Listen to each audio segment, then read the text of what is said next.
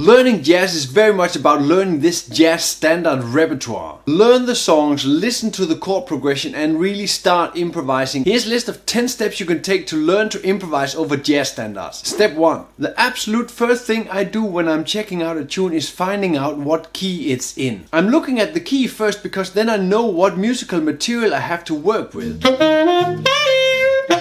Find the key of the melody by looking at the chord where the melody ends. This chord is mostly the key of the tune. So Perdido is in C major for the tenor saxophone. For the ease of following these 10 steps for all instruments, I've written out all these exercises and examples in the E flat, the B flat, the concert and the bass clef in the lesson manual on Patreon. The link is in the description. Play the C major scale up and down a few times to get acquainted with it and learn the tone material. Step 2. Play the melody.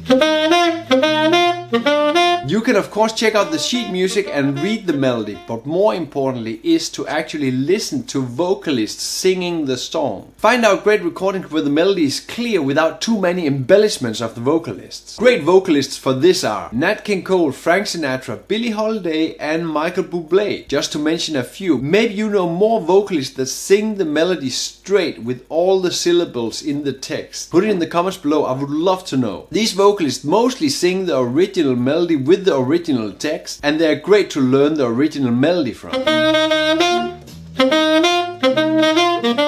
Whereas instrumentalists have a tendency to add a lot of notes because they do not know the lyrics. Learn the original to be original. Step 3. Improvise with the melody tones. The melody is the most important melodic tool we have when we are starting improvising.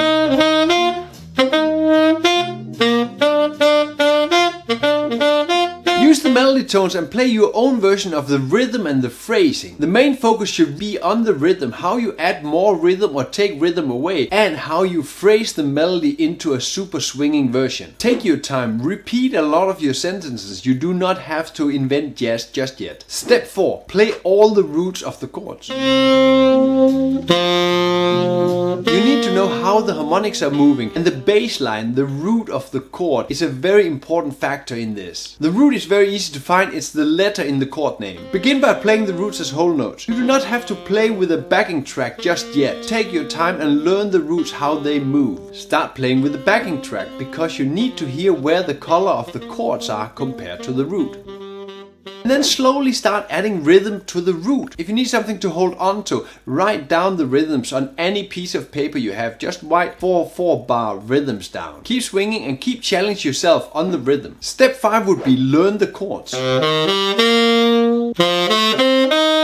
Play the arpeggios of the tune going up, and of course play the arpeggios down. You can invent tons of exercises playing the chords. I have tons of material on Patreon, so check that out. You need the chords to solo over the harmony of the tune. The chords shape the harmony and supports the melody. The examples in this video are only the first 4 bars of the tune. In the full solo manual on Perdido and in the lesson manual on Patreon, I have of course added full form exercises you can use. Check the link in the description. When you have learned the chords, you should of course start improvising with these. But start like this. Play the root, which we know very well, and then add the third, the first note in the chord above the root. Start simple, just follow the groove and then add bits of rhythm. Take a step further when you know the root and the third by playing the root and the seventh. The seventh under the root. Use the same trick as before. If you need some rhythm to hold on to, write them down on a piece of paper. Start exercising filling out the whole bar, because this is what jazz language is. The root, the third and the seventh form a little cluster of notes around each other.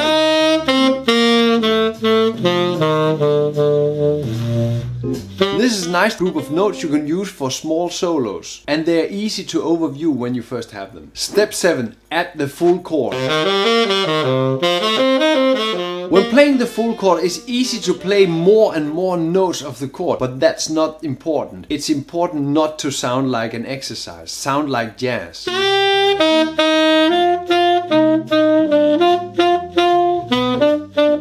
You want to use the same approach as with the root, the third and the seventh. Do not focus on the amount of different chord notes you're playing, but focus on how they fit together. Focus on staying in the bar, changing the chord and add great rhythm to it. Which takes us totally into step 8, playing guide tone lines.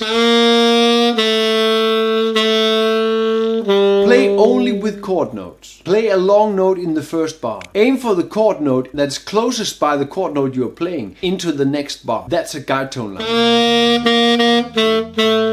The guide tone works amazingly through the tune because they get you to the closest note in the next bar. This gives a very strong melodic line. When you're using guide tone lines, you get used to connecting one bar to the next bar in the most melodic way. This is a very strong tool you really need to make your own. I'll just describe the guide tone line again. Make a guide tone line by playing a whole note in every bar. Lead the note you are playing the closest way into the note in the next bar and play only chord notes. You can start on any chord note and lead the way through the chords like this. The guide tone line will strengthen how you hear the chord tones move through the song. This will enable you to make beautifully connecting lines. Step 9. At some point you really have to add the scales to your improvisation. But you must promise me that you know the rhythms, you know the chord tones, you know the root, you know the guide tone line first. Start by playing the scales up and down. When playing the scales, the most important thing is knowing the chord-scale relationship. That you are aware which scale belongs to what chords and what chord notes are in which scale. And where those chord notes are in the scale. I've tied the chord notes together in this example. You see a small tie between the root, the third, the fifth, the seventh, and so on. Without you knowing this, when you are playing the scale, there's a huge chance that you are going to mess up the chord function when you are playing the tune. This means that your solo will sound off because you are not hitting the harmony of the tune. When you're using these scales, you need to nail the harmony. You'll need to play the chord very clearly in your solo using the scale. A great way to start improvising with the scale is thinking as if you are only playing with chord notes. You see this little bow on the chord notes? Add these small parts into your solo. Think about the solo as if you're only playing chord notes and add that scale part in between. In this way you get the chord-scale relationship solidly grounded into your playing whenever you play solos using the scales. You probably noticed that I put these chord scale lines close to each other in each bar. I'm actually thinking of the guide tone line when I'm placing these small bits of scale. This adds a lot of melodic value into your solo. Your hearing will naturally develop into hearing the closest way to the next chord, which mostly are the most melodic way.